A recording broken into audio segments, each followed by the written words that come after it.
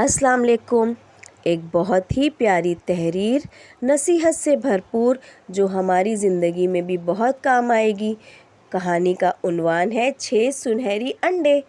ایک دن ایک لڑکی نے اپنے دادا سے پوچھا، بابا آپ مجھے کیا سکھا سکتے ہیں جو میری زندگی میں مفید ہو؟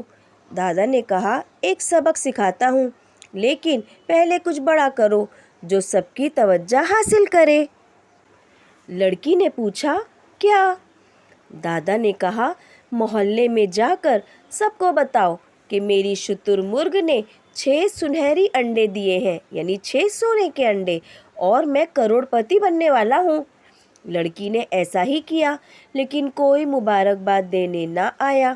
اگلی صبح دادا نے کہا، اب بتاؤ کہ ایک چور آیا، شتر مرغ کو مار ڈالا اور سنہری انڈے چرا لیے۔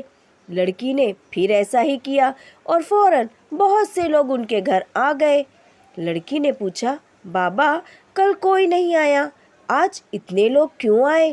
دادا نے مسکرا کر کہا، جب لوگ اچھی خبر سنتے ہیں تو خاموش رہتے ہیں، لیکن بری خبر سنتے ہی فوراً آتے ہیں۔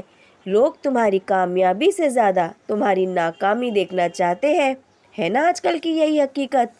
یاد رکھو، دوسروں کی رائے کی فکر نہ کرو، اپنے خوابوں کے پیچھے چلو اور کامیابی حاصل کرو۔